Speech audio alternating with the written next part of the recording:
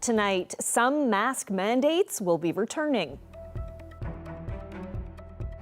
Health officials say the province is dealing with a surge of infectious diseases, and because of that, the mask mandate at healthcare facilities will be returning soon. When you have experts and advice coming from experts saying that this is needed, then government understands and certainly appreciates that recommendation. They're bridging the gap. A temporary fix will soon reconnect both sides of Marystown. Folks who are empowered are less likely to be victims of violence. It's the start of Violence Prevention Month, and advocates in Labrador City say abuse and violence are still major problems. This is CBC Here and Now.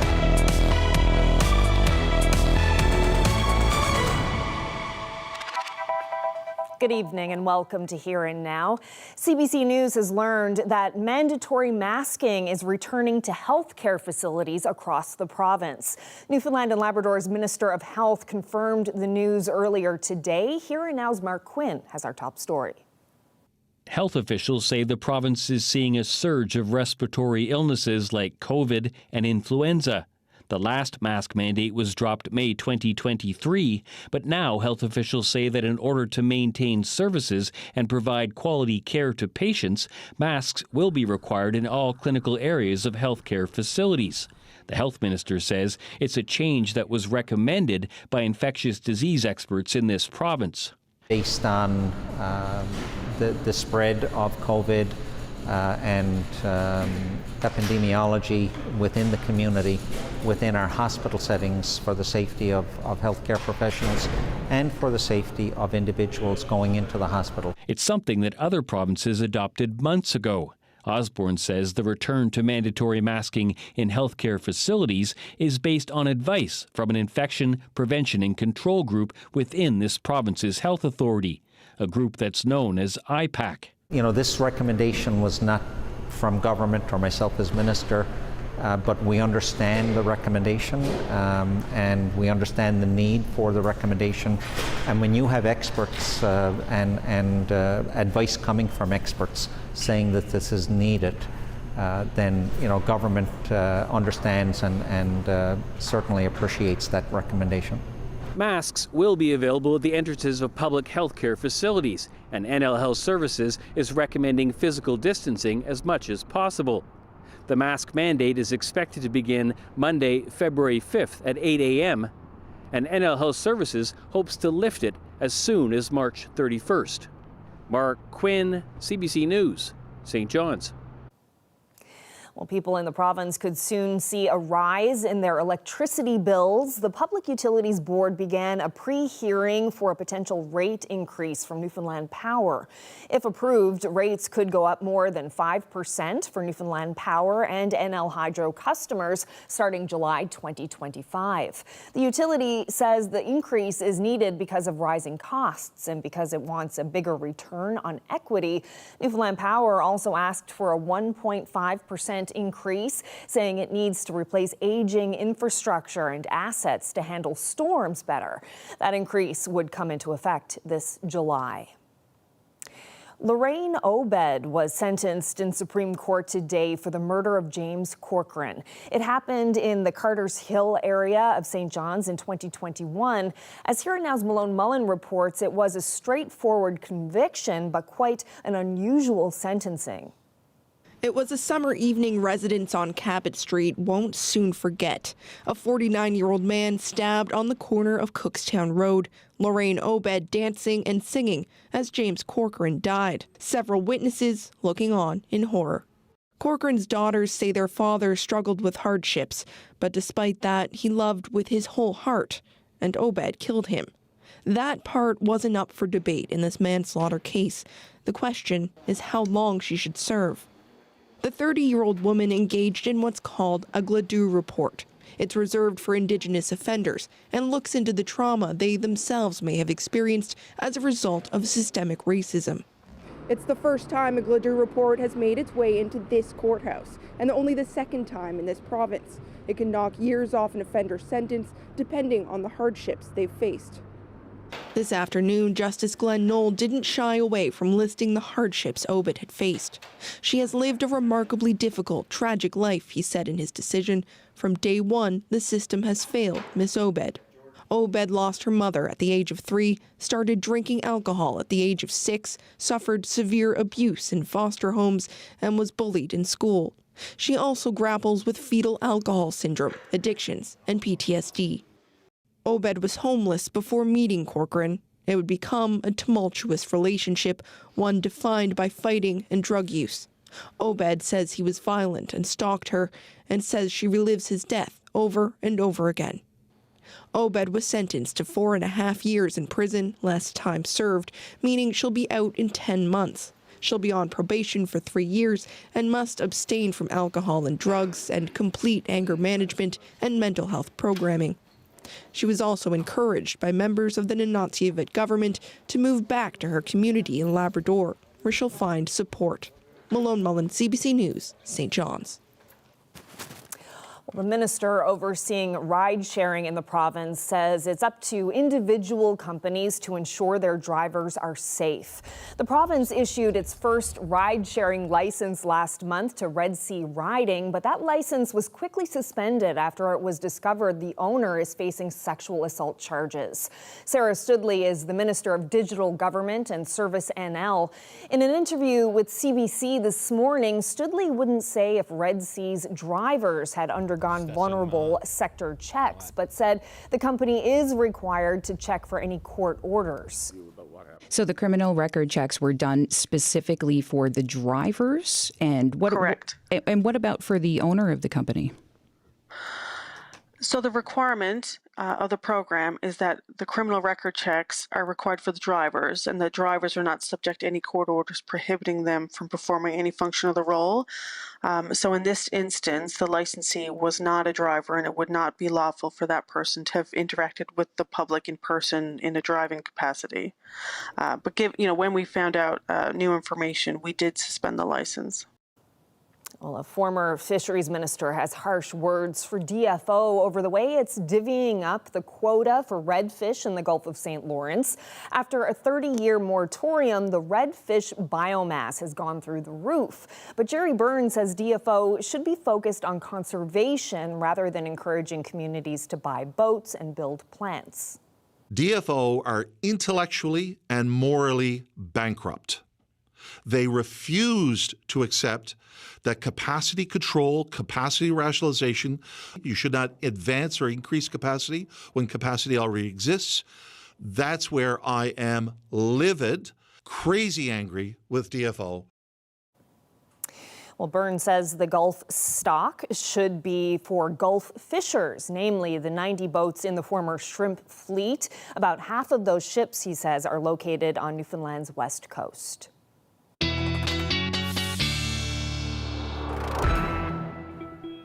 Well, it was certainly a chilly morning this morning and a chilly night last night up across the Big Land. Bottomed out at minus 41 for Lab City overnight last night, and those temperatures into the minus 20s across most of the island, or most of Labrador rather. The island cold for Badger, bottomed out at minus 21, but the rest of us pretty much sitting into the minus single digits with the exception of Gander at minus 11. So we know exactly where that cold air is, and it's behind this cold front here.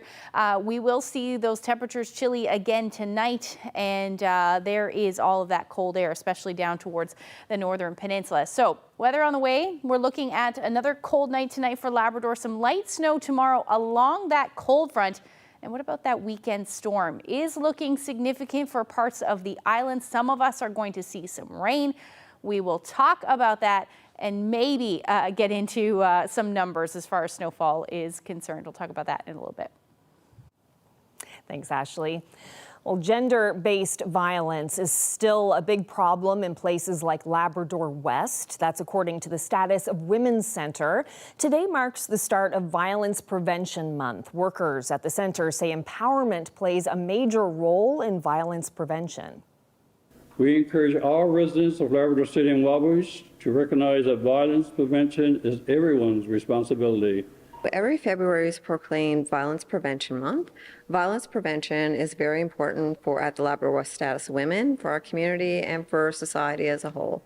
So we like to take the time to shine spotlight on this month. So another part of violence prevention is empowering folks. Folks who are empowered are less likely to be victims of violence, and if they are, they're more likely to speak up about it. So we really are putting a lot of emphasis this year on empowering folks. So self-care is extremely important. To be an empowered person, we have to take care of ourselves. So if somebody said to me, what is one thing that you would say to somebody who's looking to get empowered? Take care of yourself. Put yourself first. I would love to tell you that I have seen an improvement. I think it's definitely being out of the pandemic and society kind of going back to the normal, as we will say, is a wonderful thing. But gender-based violence is still a huge issue in our community, beyond our community. There's still a lot of work to be done. I do feel like the government is putting emphasis on getting this work done now, so I'm very pleased about that. Well, more reaction tonight to the federal cap on study permits. While a reduction in permits of 35% will mean fewer international students coming to most provinces, Immigration Minister Jerry Burns says Newfoundland and Labrador will likely see the opposite trend. We respect our students. We don't offer what the federal minister has called a puppy mill process. So I had to get my butt up to Ottawa to make sure that he understood that Academy Canada, Kean College, Eastern College, all of our private institutions, which are very few in number, that are designated learning institutions, but as well as MUN and CNA, we offer the best education that money could never ever buy, and that we offer it often below cost, and it is highly regulated, and the curriculum, the process is very, very controlled.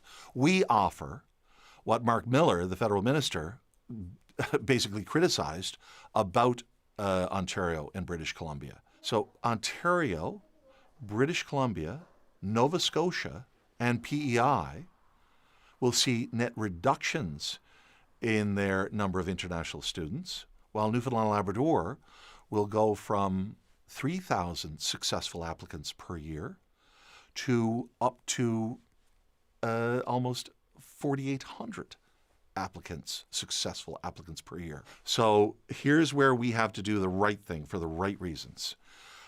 We've got to make sure that housing is available. We've got to make sure that the supports are there.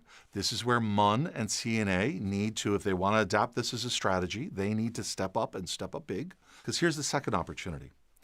This demand is not going away.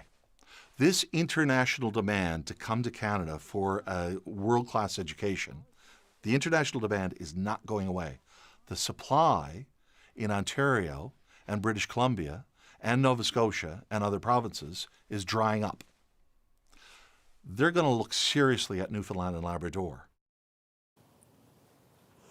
Well, a mine operator in Labrador may soon gain more stability. Takora Resources operates the Scully iron ore mine in Wabush. It obtained creditor protection in October to give it time to fix a money issue.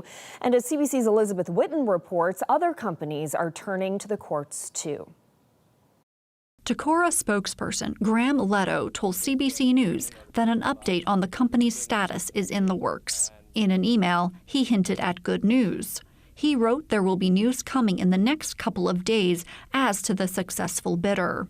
Leto wouldn't specify if this bidder is an investor or new owner. Takora's credit protection period has also been extended until March 18th, giving it more time to restructure its finances. The company blames its financial problems on market volatility, unexpected maintenance, and on the Quebec wildfires, which stopped the train carrying products to market. In October, Takora got $75 million from financer Cargill to keep the mine operating until the end of February. Meanwhile, a number of companies have filed mechanics liens over work they claim Takora did not pay them for. McGregor's Custom Machining, Crane Supply, Newfound Roofing, and JSM Electrical are looking for a total of $4 million. Leto said those liens are a normal part of the credit protection procedure and wasn't in a position to comment further. Elizabeth Witten, CBC News, St. John's.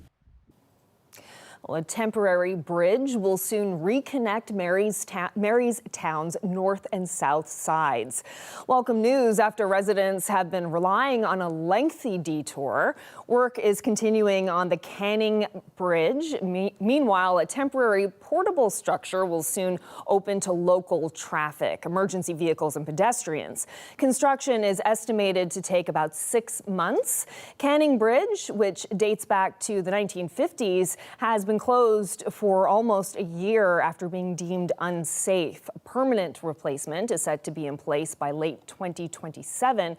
Mayor Brian Keating says the town is excited for the temporary fix. They're going to get their access a little quicker, of course, which is going to save them money. For every day that you got to make a round trip or a taxi service or delays getting to work is a costly factor. Of course, you know, everybody would like the bridge to be open today, but unfortunately, or fortunately, whatever way you want to look at it, temporary bridge is going to be open late fall or early spring of 2025, and it will relieve some of the burden. Well, on the west coast, work to replace another bridge is also underway.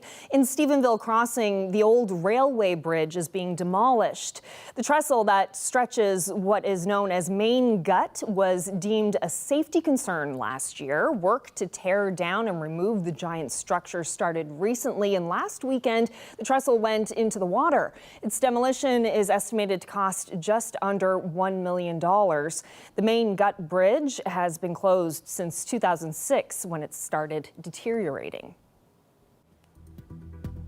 Well, the weather is going to be quiet for some of us tomorrow, but others are going to see the snow start, and then it doesn't look like it's going to end until we get into the middle of next week.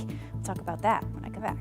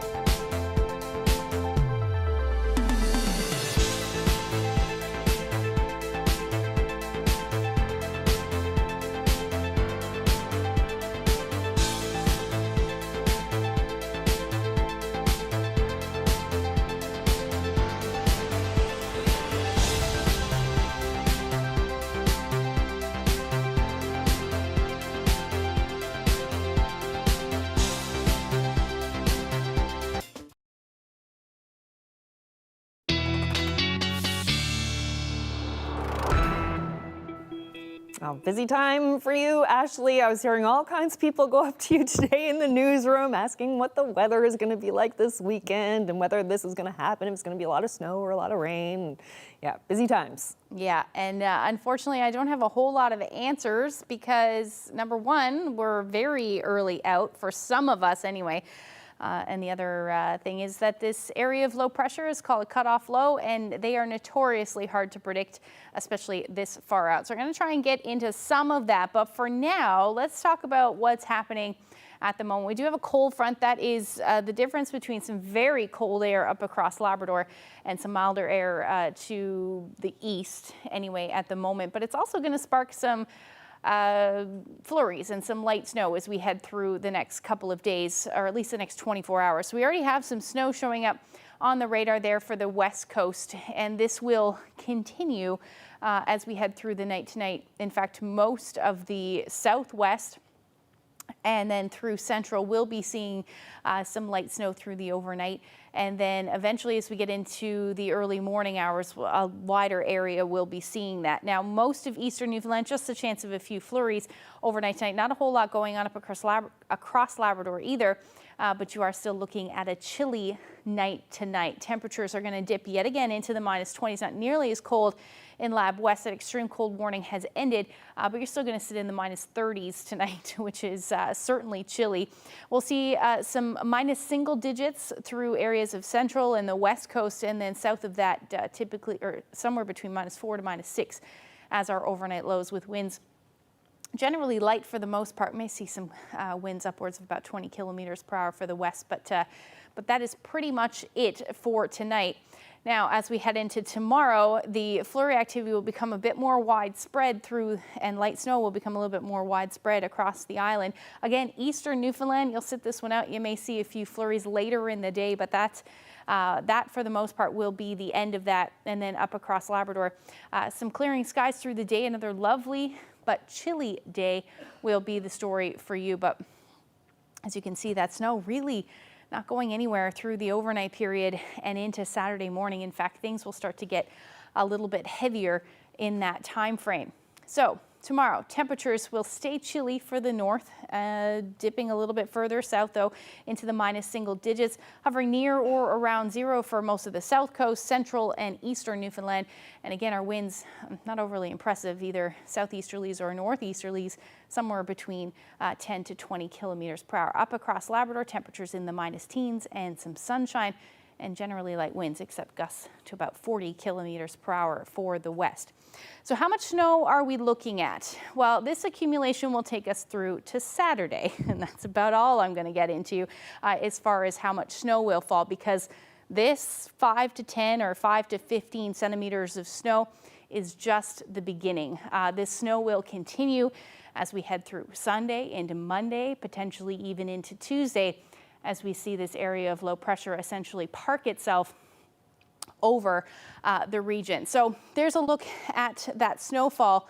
We're talking about winds picking up eventually Monday into about Wednesday morning, with winds gusting anywhere from 70 to about 90 kilometers per hour. And that will be combined with some heavy snow. The heaviest snow, though, at this point, I can't tell you amounts at this point, but what I can tell you is most models are pointing at the fact that we will still see some of the heaviest snow west of the Avalon. So you can imagine some heavy snow continuing with gusty winds anywhere from 70 to 80 or even 90 kilometers per hour will likely lead to blowing snow, reduced visibilities, and maybe even some blizzard conditions. And again, that time frame will be Monday through to Wednesday, but we will see that snow continue through the weekend. Now, as far as the rain is concerned, we are looking at mostly at this point, again, this can change, but at this point, we are looking at rain starting Monday morning through to Tuesday morning, at least for eastern Newfoundland, it looks like at this point. Now, this will start as snow. It will be blowing around Sunday night, and then we'll stay with those windy conditions, but over to rain. So conditions will improve, but then again, we'll see that blowing snow move right back in Tuesday evening as we see the snow eventually taper off into Wednesday. So this is a long duration event, highly impactful likely for parts of central, but we'll talk about a little bit more of the long range forecast when I come back. Hi everyone, I'm Jane Adey, host of Land and Sea. We're about to begin the second half of our season with brand new shows starting this weekend. On Sunday, we'll take you to Labrador. Every year now, for the past decade, Innu communities have been gathering at Gull Island for a special celebration of Innu culture, tradition, language, and food. And we were lucky enough to be there in September for the gathering. This is an important period for Innu. Their communities are very young and there are very few elders. They know that their ways of living have to be passed on to the youth or they will be lost. So we had a chance to interview many people at the gathering about what they see for the future for the Innu people. Lorraine Rich is one of the women we talked to. Lorraine explains that even though this Gull Island gathering is only an hour and a half away from their community of Shadjeet, life here is more fulfilling. She says living in tents and living off the land for a week brings her community together.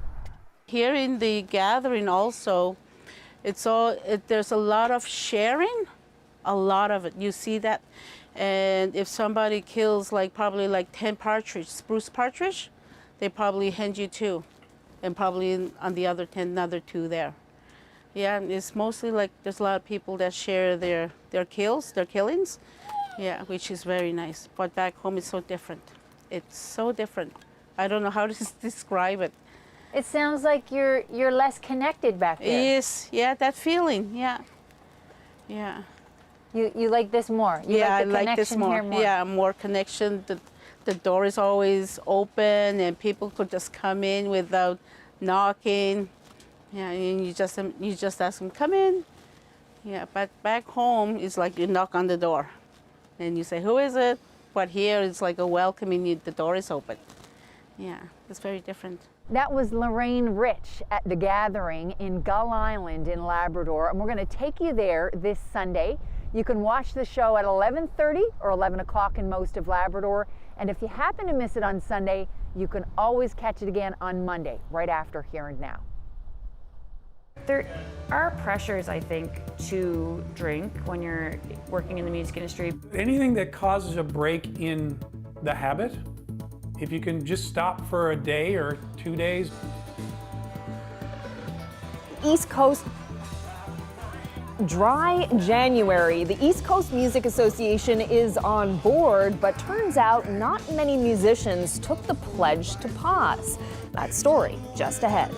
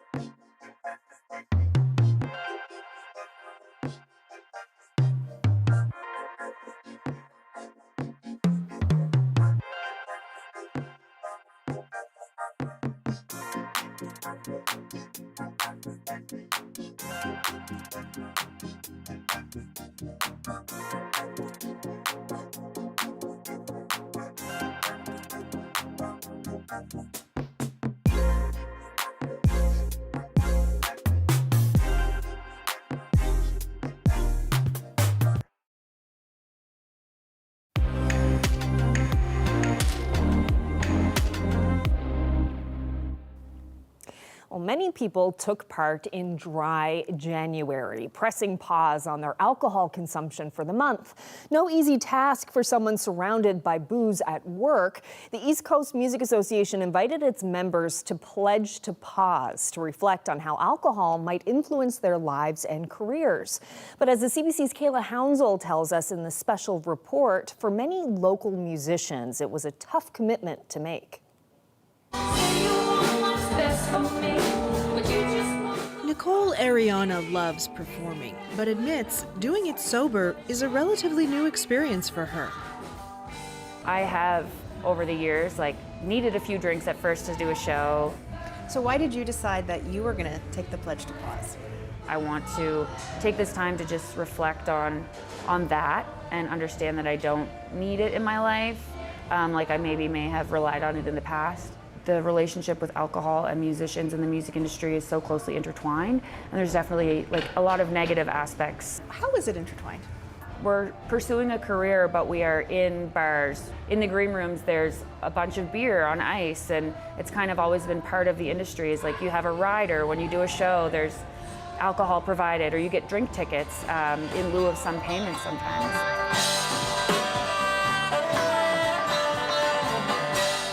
Ariana is part of a new initiative the East Coast Music Association has launched, Dry January, asking artists and industry leaders to pledge to pause and think about alternatives in an industry where alcohol is always within reach.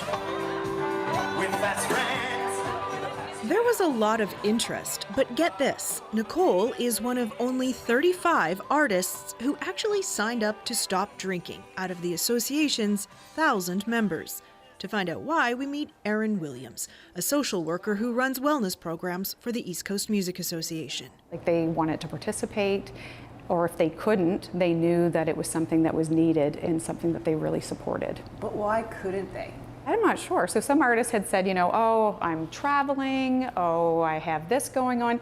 So, which even says to us that there needs to be more conversation, because it feels like something that they might not be able to participate in things if they don't have alcohol. For some people I know, it's kind of how they also interact a bit with their audience. People will buy them drinks.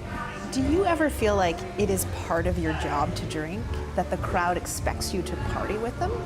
There are pressures, I think, to drink when you're working in the music industry, because it's just there, it's just the norm. And there's nothing wrong with that, but if it does kind of, affect your mental health, or, you feel like you don't have control, which I think a lot of people do suffer and struggle with that sort of thing. I wish I'd never taken this excursion around the bay.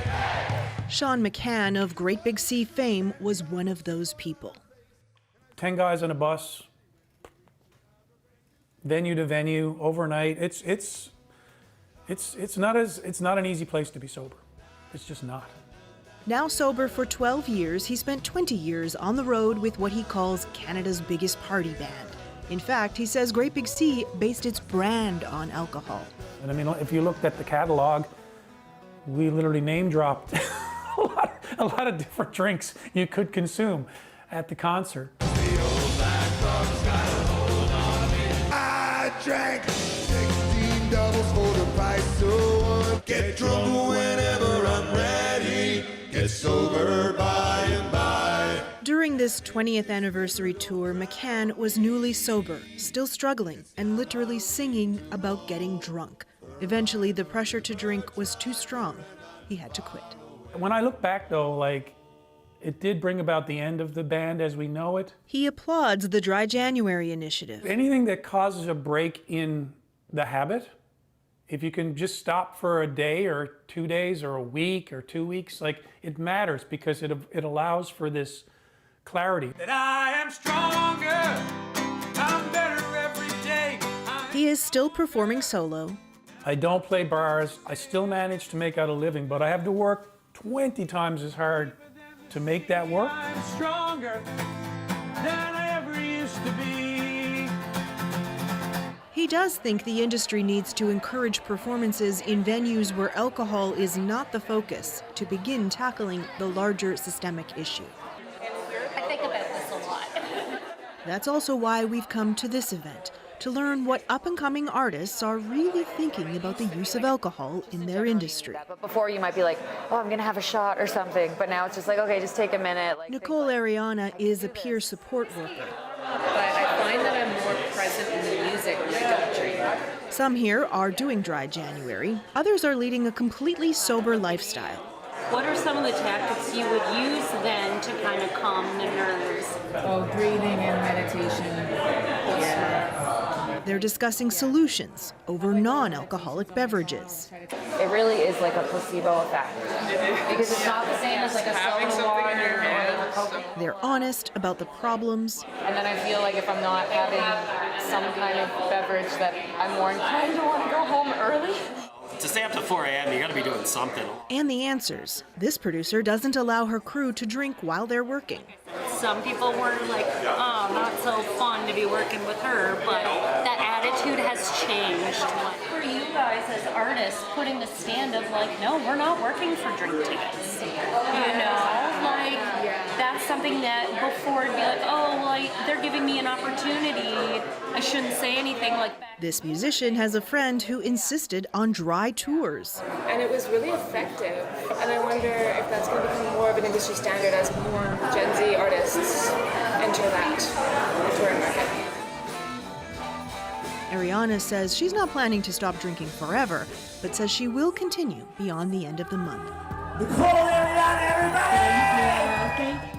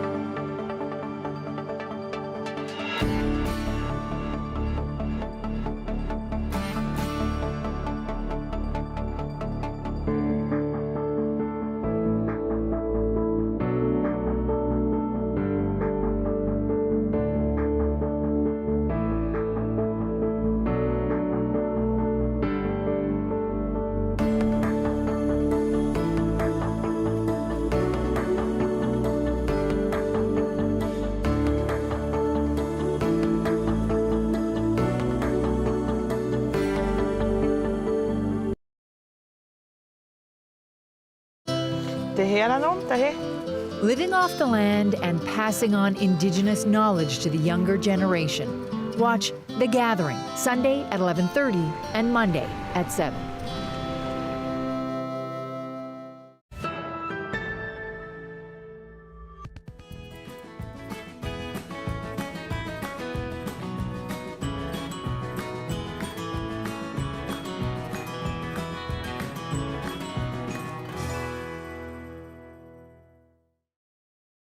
Hi, I'm Charlie White, and today we're going to be going out and we're going to be setting some rabbit snares, or actually snowshoe hare snares.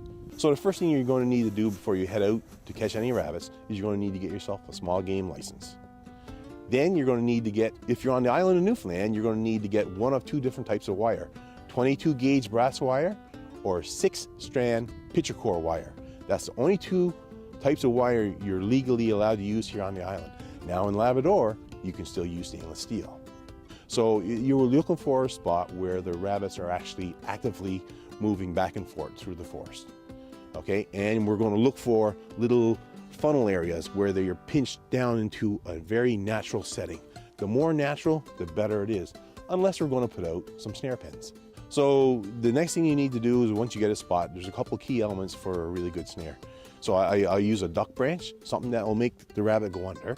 I'll use a chin lifter, something that will make it pick up its head. Then I'll put the snare in the center of 2 guide sticks. That'll make sure he passes right where I want him to go. Once you got your snares out, depending on the temperature, if it's cold and if it's freezing, then you can let your rabbit sit for a while. But the only disadvantage to that is predators can come along and pick them up. Ideally, I like to check them once a day. So if you want to learn how to make a snare, there are plenty of tutorials out there. But if you want to check out how I do it, check me out on YouTube at NL Ghostwolf. So that's how you set up a rabbit snare in a nutshell. I hope you guys will give it a try. But if not, get outside and have yourself a wonderful adventure in Newfoundland and Labrador.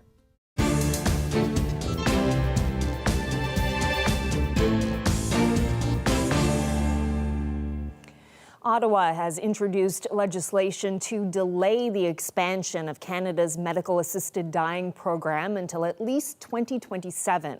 It says the healthcare system isn't prepared to extend eligibility to include those whose sole underlying condition is mental illness. What we are saying to Canadians is that because of the significance of the decision, because of the nature of the consequences of this kind of policy, we have to ensure that we get it right, and we are determined to do just that. And putting a pause on it for the next 3 years will ensure the system readiness, which is what the healthcare system has indicated is required and what Canadians are asking. Ottawa says provinces and territories have said they need more time. The bill calls for at least a 3-year pause before it can be expanded, and for further study by a joint committee within the next 2 years. The decision is getting pushback from some advocates and a group of senators. One of the biggest and most popular for-profit thrift stores is being criticized about pricing.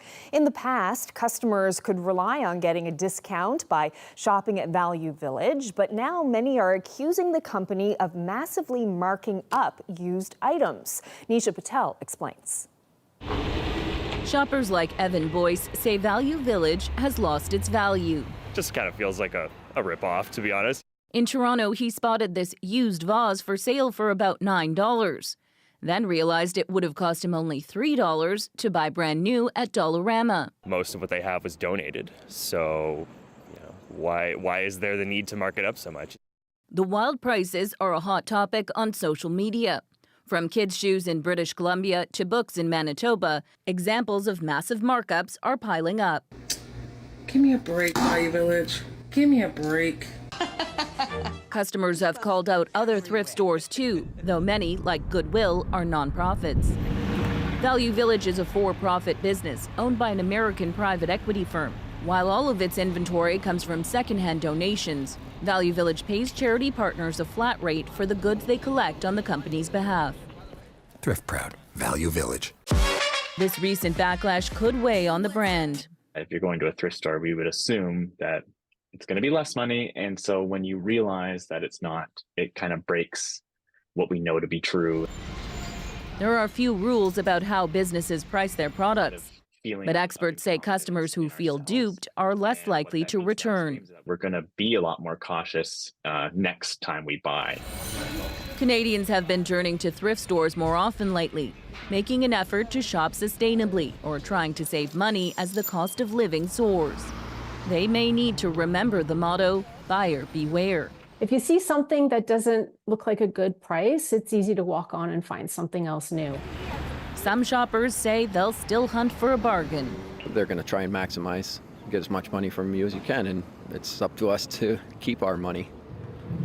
And Miss Eleanor, what's your favorite thing that you find there? I don't know. I like to read books, so I find a lot of good books there. Value Village says thousands of products come through its stores every week. And if customers think an item has been mispriced, they should bring it up with a manager. Nisha Patel, CBC News, Toronto. Well, a remarkable senior from BC is making waves in competitive swimming. She broke 3 world records recently, just shy of her 100th birthday, and she didn't take up the sport until years after retirement. Arti Tayabaran has more on what motivates her. Betty Brussel never intended to take part in swimming competitions. I was never that serious. I go for it, but if I don't win, it's okay too. But somehow or other, I did win quite often. And at 99, Brussel is doing more than just winning. On January 20th at the Canadian Masters Championship in Victoria, she broke several world records in her age category. While she competes in various styles and distances, the 400-meter freestyle is her favorite. Brussel swims laps twice a week at a Surrey pool. I just feel good about swimming. I just love to swim. I love the feeling of being in the water, gliding through the water. You have no weight in the pool. While she's a bit shy of all the recent attention, Brussel hopes her achievements can encourage others to be active. I really honestly don't feel special. Very often when I come in the pool on a meet, people come up to me and they say, I thought I was too old to start, or I think I'm going to quit, I'm getting old, and then look at me and they say, well, you can do it if you want to. Arti Tayabaran, CBC News, Vancouver. Well, some deep-sea explorers think they may have solved one of the great aviation mysteries of the 20th century. On the last lap of her magnificent flight round the world by way of the equator, Miss Amelia Earhart was lost in mid-ocean. That was in 1937. Now, a 3-month search has produced a grainy sonar image of what might be Amelia Earhart's plane. A company used a sophisticated sub to scour more than 13,000 square kilometers of ocean floor in the Central Pacific.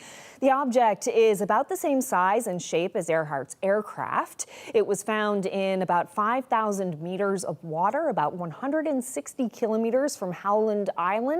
That's where the famous pilot planned a refueling stop when she disappeared.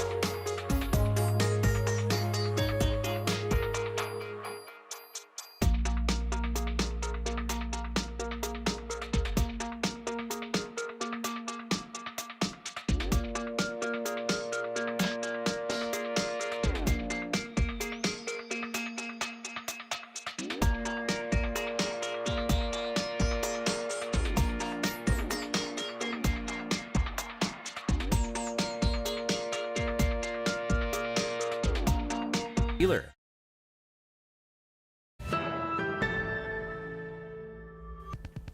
Well, you could say they're lucky ducts. A duct cleaning company in Winnipeg estimates it services about 3,500 homes in the city. It can be a dirty job, but the young crew recently made a surprising discovery hiding in the walls, one that's really paid off for the homeowners. Just have a look. Last week we were doing some duct cleaning work in the West End area.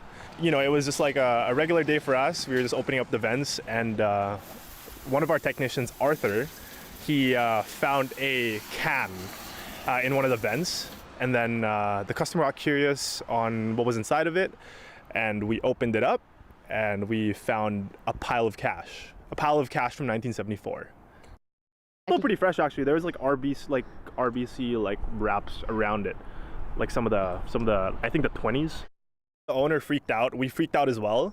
Usually we see like dust, rats, and all sorts of unpleasant things in the ducts, so that was for sure a surprise for us. It's the first time we've ever found, I guess, like a treasure in the ducts. I've seen bullets in there, like firearm bullets hidden in like the heater. We've seen dead rats. We've seen it all, like just a bunch of nasty things you find. Yeah. The video blew up, and I guess it's a really rare find. So this is definitely the craziest thing we've ever seen outward. And apparently that money's worth a lot more now. Gave all the cash to the owner. I mean, it's their property, so we really have no right to take all the money. Get your ducts cleaned. You never know what you're gonna find inside your ducts.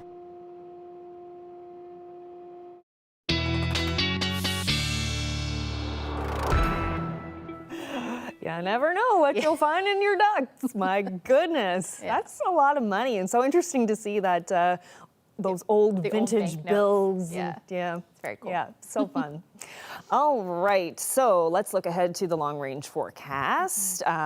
Still talking about the stormy weather that's coming. We'll be talking about that for the next couple of days for sure. Well, for sure, because it is such a long duration event, really things kicking off on Saturday for some areas of the province and then not really ending until Tuesday. So let's take a look at what's going on as far as your Friday evening and into your Saturday. So this is when we'll see the snow associated with the system start, and that will continue pretty much into the afternoon on Saturday and spread across most of central, the west coast, the south coast of the island. At this point, Northern Peninsula, you will sit this one out, and we're not really going to see a whole lot for the eastern areas of the island either, at least through Saturday. So we will see those temperatures hovering a couple of degrees below zero for most of us, a little cooler for the Northern Peninsula.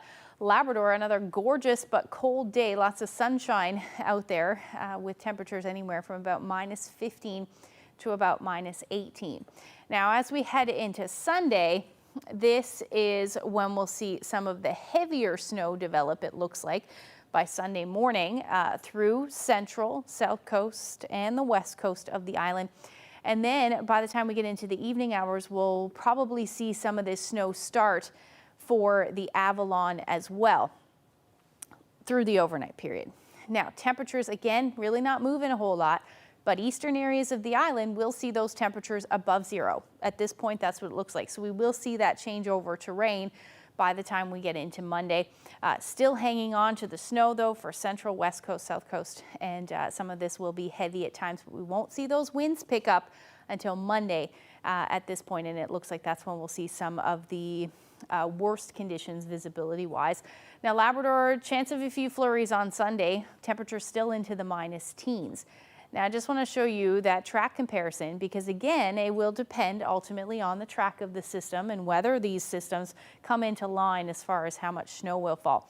There is a potential to see significant snowfall. Where that falls, I don't know yet, but it will be west of the Avalon, and we could be talking about amounts that are in excess of 40, maybe even 50 centimeters of snow. So your Saturday evening into Sunday, see that disagreement there on the placement of the area of low pressure, those innermost circles. As we get into Monday, that spread becomes even greater.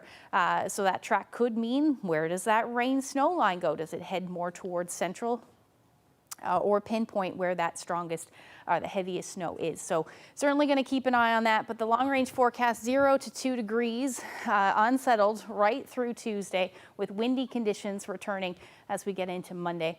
And then for eastern Labrador, you're looking at a few flurries through the day and really quiet up across western portions of Labrador, with your temperatures warming up as we get into next week. A lovely day, and has been lovely for the last couple of days on the Avalon. This shot is a beautiful day in Torres Cove. Ken shared this great shot with us, and if you have any weather photos that you would like to share with us, you can do them, send them rather to my Facebook page or email them to nlphotos@cbc.ca. Someday indeed. Very nice, Ken. Love those blue skies. Crisp day. All right, well, you have your work cut out for you over the next few days. We'll all be paying attention, waiting to see how it all unfolds. Hopefully it comes into line, but it certainly looks messy. All right, that's the one thing for sure. All right, well, that's it for us. Thank you so much for joining us. Good night.